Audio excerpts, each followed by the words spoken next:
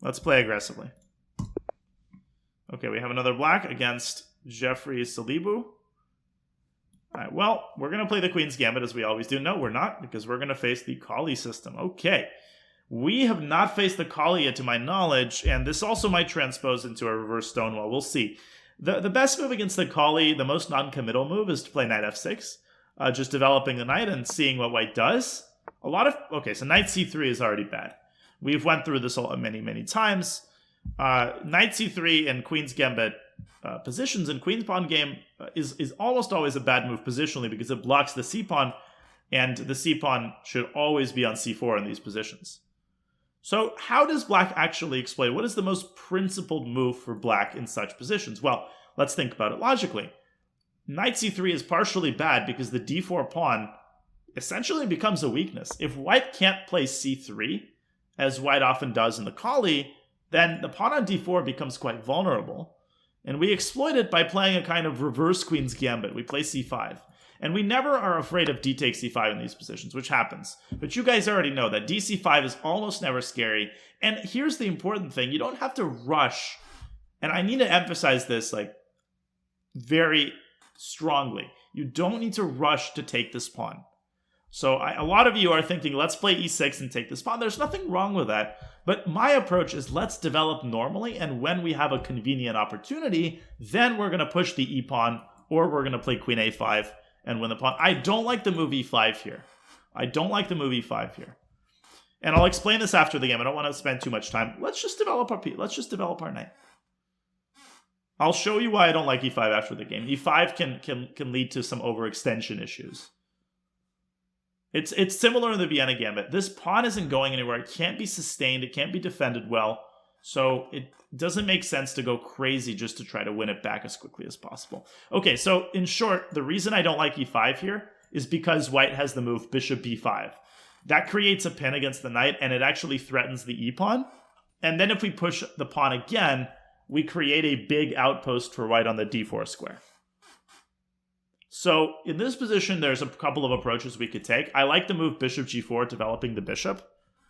I also like the move e6, and I kind of like the move a6, but I don't want to weaken the b6 square. Actually, knight a4, knight b6 becomes an idea in those positions. So there's a lot of possible approaches here. Let's play bishop g4. Let's develop the bishop outside of the pawn chain so that when we play e6, we are not blocking the bishop in, okay? And in fact, after h3, we can we might take the knight. We might take the knight just to dispense with the bishop entirely. Okay, it goes bishop b2. Now we go e6. And now we have the ideal... You see, because we didn't hurry with the move e6, we got an ideal position. We got our bishop outside of the pawn chain. Thank you, Eric and Blackjack. And now, okay, queen d3 is a pretty meaningless move. We can take the pawn, and we've got everything in perfect order.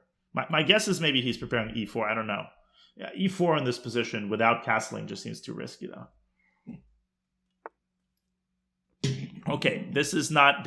Obviously, this is not scary. I mean, when you attack just with a lone queen, that never produces the effect you want it to produce. What should we do? Well, no, we shouldn't castle. Our bishop is hanging. Our bishop, we need to defend our bishop. But yeah, bishop b6. I mean, we can also play queen e7, by the way, defending both the bishop. Yeah, white has the move knight e5, but that's also not dangerous. I'm guessing that he might play knight e5. Okay. Why is it not? What should we do here? The first thing what we should not do is panic. Right? This looks scary, but remember that white is attacking essentially with two pieces, and we have our entire army at our disposal. This stuff never works. First, we need to take his bishop. Before we do anything, we need to get rid of the g4 bishop because it is being attacked. Don't forget about that. Don't play rook c8 here. And this is what you want to not do.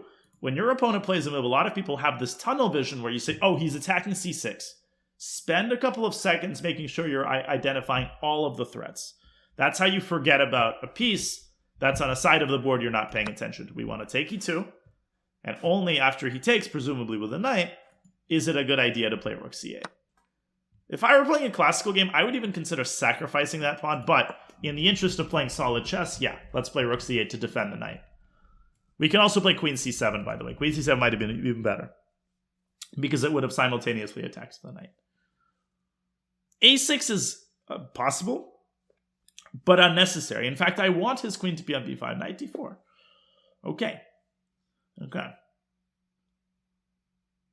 So this is where it's important to not start playing reactively. So there's a couple of approaches. We could play the move queen up to d6. We could play queen up to d6 in order to defend the knight and threaten his knight.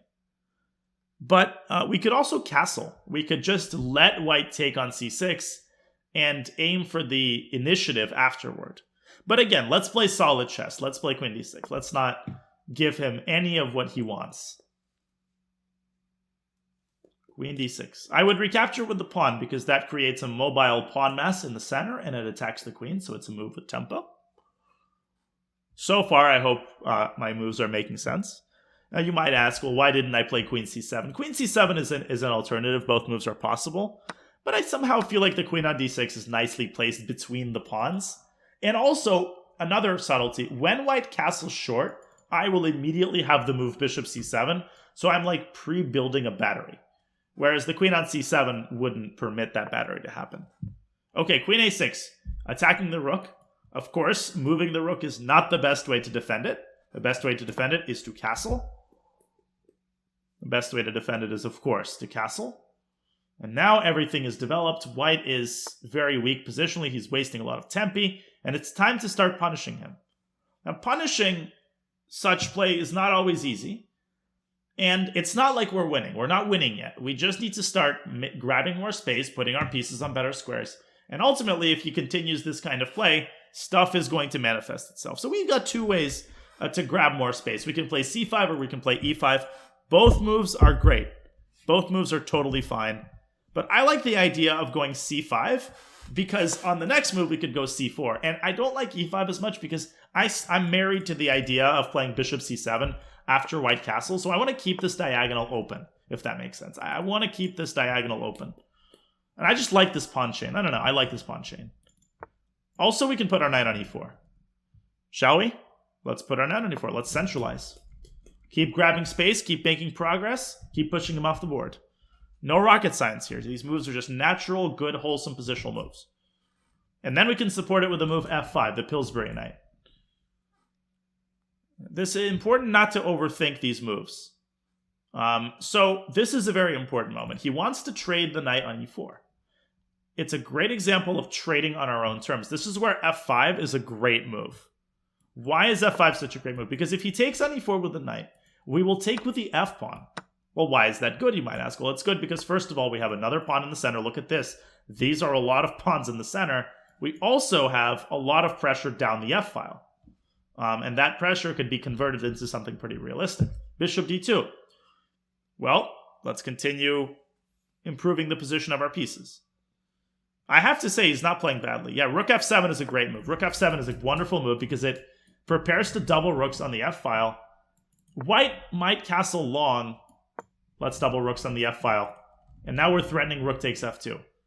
He might reactively play rook f1, and that would blunder the h-pawn. That might happen. Notice that we're also preventing him from castling queenside because we're going to take f2 in that case. Queen g4, great move. I have to say our opponent is playing quite well, despite his initial play. We can't take the pawn because we get checkmated. Now we have to find a good way to defend, to somehow prevent that, while also not damaging our position. I think now is the time to play e5. I think now is the time to play e5, yes. And rook takes f2 is a big threat, which is completely ignored by our opponent. Thank you very much. And finally, we have gained material. This is where his position is very likely to collapse quickly.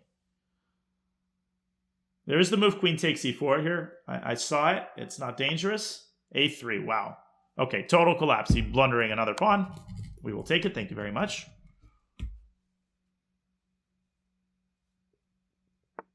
Okay.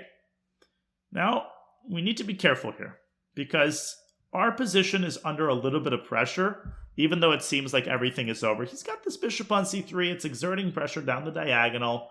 There's an x-ray. We can't fall asleep here. And to this end, the move d4 is... Let me think about it. No, d4 is possible. d4 is possible, but there's a very important tactical subtlety there. Well, actually, no. D4, there's bishop b4. D4, there's bishop b4. And the funny thing is, even that position is probably winning. D4, there's bishop b4. So bishop b4 is the threat. Bishop b4 is the threat. Are there any other threats? Well, there's the threat of queen takes c4, but that's a lot less dangerous. So I know what we want to do. I know what we need to do. We should start... Well, no, queen f6 blunders d5. Let's start by bringing this rook back to f4. This is in order to defend against queen takes c4. Then on the next move, we're going to bring our bishop back to c5. I know it doesn't look glamorous, but I think it defends against everything. Bishop c5 defends against bishop b4, and it moves the bishop away from a spot where I don't like the bishop on e3. I really don't, because it was undefended, it was dangling there, and on c5 it's protected by the queen. Now we're ready to keep pushing our center pawns, d4, e3, etc. These are hard moves to play sometimes because they're retreating moves, and you really have to incisively diagnose the threats in order to play them. Yeah, now we're ready to play d4 and reap the rewards of our play. Unless he goes rook he1, then we have a better move. Look at this bishop on c5, see where it can go. It can go to f2 potentially. h4. This is not dangerous. We take a second to ask ourselves whether this actually creates any threats. It doesn't. And now it's time for us to start pushing the pawns. I would even start with a move e3. And the reason why is after d4, bishop d2, this is a very small subtlety, but if we play d4, bishop d2, and then we play e3, could somebody tell me what we run into? What do we run into if we start with d4 and then play e3? Just a small, tactical subtlety. We allow bishop takes e3, and we don't want to allow it. Now we play d4, and everything is under control. In fact, the bishop is essentially trapped. And there's two ways to win this game. We can keep pushing our pawns in the center, or let's not fall asleep on the b file. So even a move like bishop takes a3, blasting open his king would be completely winning as well. Or we could reposition the f rook to the b file and just go for checkmate on the king. Because white's king is completely alone. Now, I hope you haven't forgotten about that. Okay, bishop b4, obviously we want to take twice. This is child's play. And now, of course, we can forget about our central pawn majority because we're on the cusp of checkmating him. Yeah, that game was made a lot easier. So what's the fastest path to checkmate? Who can tell me? In such positions, you have to know the pattern. There's a mating pattern that ends the game in 2 moves. And it's not rook b8, although that is obviously completely winning. It is to play c3 and the lobster pincer mate with queen a3 when b3 is played. Don't pre-move queen a3, because he could leave his pawn on b2. But you can pre-move queen b2 checkmate.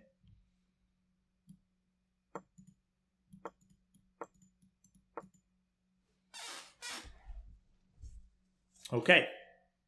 No defense. Yeah, this is something to remember. This could be a bishop, by the way. Or it could be a knight, and all of that would be checkmate. Basically, yeah, knight c3 is bad. This is the Colle system. White generally plays bishop d3 and c3 here. Knight c3, now you might say, well, I've seen you play knight c3. Yes, I have played knight c3, but you don't want to combine knight c3 with the move e3. That blocks the bishop in. This is the Jababa London, and I don't recommend the Jababa London for anybody under 2000 because it's an anti-positional opening. The Jababa London is not a good way to practice your basics because it requires violation of basic positional rules. Okay.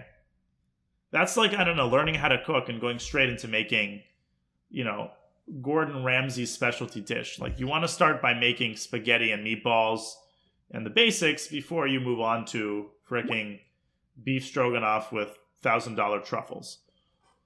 Okay. E3, knight f6, knight c3, c5. c5 is sort of the move to punish these kinds of things. dc5. Okay, so why not e5? So again, e5 in this position I don't like particularly because of knight f3. And if we play knight c6, we allow bishop e5. And I don't like this scenario because this is hanging. Why is this hanging? Well, because of the pin. And if we push it, then we give up all these dark squares. We allow knight d4. And of course, it's a big positional concession. And if we play around here, if we play bishop d7, what could end up happening? What could end up happening is that white takes on c6 and then plays b4. And, okay, fortunately we have the move a5 here, but if white's bishop were to be developed, then white would be able to play a3. So it's not always necessary to grab control of the center like this. Knight c6, knight f3. We decided on bishop g4. Okay, ask your questions when I get to that point in the game. Bishop e2. Okay, so we play e6. Again, e5 is possible, but it also weakens the d5 square. I quite like this pawn arrangement instead. Okay, queen d3 is very strange. I mean, white should probably just castle here and accept a worse position. Queen d3, bishop c5, queen b5. Okay, bishop b6, knight e5. First we take the bishop. Now we play rook c8. Okay, knight d4. And yeah, in a classical game, in a game that I was playing, I would have castled. In reality, this is not a pawn sacrifice. This is not actually a pawn sack. You might ask, well, why not? Takes, takes, takes. How does black win the pawn back with interest? How does black win the pawn back with interest? Not on the next move, but in 2 moves. No, epidemic, because the bishop was on e2 attacking the queen. So queen d7. No, it does not win a piece. No, it doesn't win a piece because of knight d4. And if you take on d4, there's queen takes d7. Now, in this situation, bishop c3 would be great, but unfortunately, there's a pawn on b2. So this is a situation that's very precarious for white, but instead it's a better idea just to take and take. And clearly, black is much better because we have the second rank. The other rook is coming to c8. Bishop a5 check is an idea. This is terrible for white. Or we could play queen d6 and follow up knight d4 with a move like e5. And ultimately, we could take c2. So either way, white-black is much better. But here I wanted to play it in a more straightforward fashion. Yeah, we can play bishop c3 to ruin a structure, but it's not the best that black can do. Yeah, queen a6 castles. Queen c7, as I said, is an alternative. It really doesn't matter. The main thing is that I wanted to be able to build the battery against the king. Okay, so we castle. Again, e5, c5 are all possible. You could play knight e4 here as well. There's many alternatives in a position like this. But we're just improving our pieces, move by move. Knight e4, centralizing, and then supporting the knight with a pawn. Does knight b5 work instead of knight f3? Well, what do you mean by work? Well, what happens after knight b4? Just move our queen back, for instance. And now the knight is vulnerable. We're threatening to go c4 and slice off the queen from the knight. Again, I always say this, don't be afraid of moves that attack your queen. Particularly a message to people below 1300. Do not inherently... Moves that threaten your queen are not inherently scary. They could be scary if they do something else. They're scary if it's a fork. But just because it attacks your queen doesn't mean the move is good. You move your queen back, and then you're threatening to win the knight with c4. Didn't f5 weaken the dark squares? Well, first of all, you can't make an omelet without breaking eggs. When you're afraid of making a move because it quote-unquote weakens squares, what you want to ask yourself is, first of all, I mean, is it worth doing it? Sometimes it's worth weakening a square. Sometimes the move is so good, you're accomplishing so much that it's worth weakening a square. But the main thing is, can white really exploit the weakness of the e5? Do you really see white putting a knight there? I mean, because I don't. Look at how passive white is. How is white even possibly going to put a knight on e5? And even if he does, that's not going to be significant. So very often, it's worth weakening a square when you believe that your opponent is very unlikely to access it. Or even if he accesses it, it's not dangerous. And the example that I always show to hammer this concept in, and I've shown this before on stream, this is one of my favorite positional examples of all time. It's nothing like insane, but it's a very crystal clear illustration of this concept. I call this inaccessibility. You can weaken a square when it's inaccessible to your opponent, even if the weakness seems extreme. Here's the game. So this is a game, as you can see, between two very strong GMs, Sargsyan and Tomaszewski. White is Armenian GM, black is Russian GM, from 2013. European Team Championship. Okay, so this very mundane-looking position occurred on the board after black's 26th move. Well, what can you tell me about this position? What can we say about this position? Well, we can say a few things. Those of you with any experience in this structure should spot this thing that's going on the queen side, which of course is a queenside attack. White is attacking black's queenside with his pawns. White is a monopoly on the dark squares because you have dark square bishop. And so what move comes to mind here for white? What is the obvious move that white seems to want to play? I'm even indicating with an arrow. Well, that move is b5, right? Well, what happens if white plays b5? Well, if white plays b5, black will take on b5, and the reason Sargsyan didn't play it yet is because he was afraid that black would generate counterplay. What move was he afraid of in this position? How can black get counterplay and really mix things up, make it difficult for white to focus his attention in on the king, on the queen side? Yeah, black can play e5. Why is e5 dangerous? Because if you take on e5 and the knight takes e5, you can see where the knight is going. The knight is going to c4, and white has a very serious weakness on e3 that's going to get attacked by the rook and by the knight, and the knight gets free. So what did Sargsyan do in this position? And this is a move which looks profoundly anti-positional. It looks terrible, and yet it's a brilliant positional move. White actually ended up playing f4. Let me control Z a bunch of times just to get the notation back. White plays the move f4. Now this looks terrible for two reasons. It blocks the bishop in, but more importantly, look at this massive square on e4 that it weakens. If black ever gets a knight on e4, white's going to be positionally busted. And yet, can black actually get the knight on e4? The answer to that question is crazy. It will take 8 moves for black to actually get a knight on e4 because he can't go to d6, he can't go to g5. What black has to do to get the knight on e4 is knight h8, knight g6, 2, 3, then you have to move the king 4, 5, 6, 7, 8. So it's 8 moves until black actually gets the knight to e4. And obviously that is plenty of time for white to attack the queen side. So, yeah. So white plays f4. And as for the bishop, well, that's a lot less important than preventing e5. The bishop will find a home. Eventually, the bishop ends up finding a home. So here we go. Sargsyan breaks through on the queen side. And the game lasted for a long time. But ultimately, white gained this attack. White attacked on both sides, and the bishop ultimately got itself a nice little parking spot on h4. So it's okay to weaken certain squares when you believe that something calls for it, something's more important than that. So I hope that answers the question. Takes, takes. Now we have the crystal clear idea of attacking f2. This pawn is cramped by the e4 pawn, and so therefore we double rooks on the f file. Now what would happen if white had castled queenside? Well, if white had castled queenside, we could complete the doubling of the rooks, but after rook hf1, we would have to switch gears. Well, what does that mean? Well, let's think about the drawback of castling queenside. Is there any file that we could use in order to attack? Yeah, we can play e5. Oh yeah, queen takes h2. Sorry, I forgot about that. Queen takes h2 wins the pawn, but let's say he plays rook df1. We could use the b file. So one thing we could do here is actually just go rook b8 and then rook fb7. We could redouble our rooks on another file. That's a completely viable strategy. You doubled on one file and then something more important came along and you doubled on another file. And if white plays bishop c3 in order to support the b2 pawn, well, we already have a method of kicking this bishop away from c3. We could go e5, and then on the next move we could go d4. And the attack really here is overwhelming. So flexibility of thinking is important. Okay, e5, this is already very bad. The reason this is very bad is because if white plays rook f1, we have bishop takes e3. Okay, probably white should castle kingside. This probably is the lesser evil, but even here we go d4. I mean, just look at this. This looks amazing. So rook takes f2. Now the game is over. We just take all of his pawns. And this rook f4 move is important.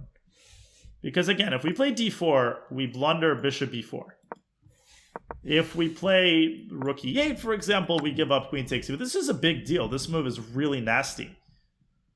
And if we take the queen, our entire pawn structure is ruined. So the way that I approached this is I said, well, let's defend against one of these threats with tempo. And then let's drop the bishop back to c5 in order to take the sting out of bishop e4. That's why I played rook f4. Yeah, we could have alternatively played the move, sorry. The reason I didn't unpin is because e5 would hang. It's not that easy to unpin without not giving up the e5 or d5 pawns. In fact, it's impossible. Yeah, we might Sean pin, so that's something to be investigated. So this is just a very careful sequence, and then we start pushing our pawns. e3, d4, and the rest is easy. We take and go c3. Yeah, so basically, bishop f2 is also good, obviously. Bishop f2 is perfectly fine as well. In fact, we can win the queen. We can win the queen, bishop f2.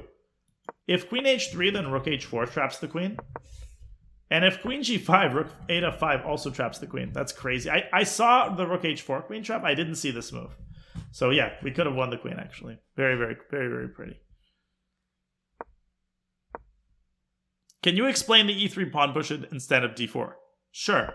So the reason I pushed e3 instead of d4 is because after d4, bishop d2, e3 is not possible anymore because of bishop takes e3, and you can't take the bishop because your queen is pinned. So I really wanted this pawn on e3 first. Yeah. Okay, the rest is the lobster pincer made, and that's game over. Some dumb trucker says, well, technically no, but technically white would have bishop e4. Yeah, I agree. You're right. No, but it is still... and queen d7. You have queen e7. Damn. Good catch, man. Yeah, that's a great catch. I guess here we would have to trade. We would have to trade. That was nice. Yeah, very well indicated. And of course, this is still resignable for white, but yeah, bishop b4 saves the queen. Nope, queen takes b4 is bad. Not bad as in losing, but queen b4, there's the counter desperado, queen takes f5. What's up, AKCinia? Good to see you. It takes b4, and now, again, still this is completely winning because we go d4 and e3, but it's not worth giving up the exchange. Any more questions about this game?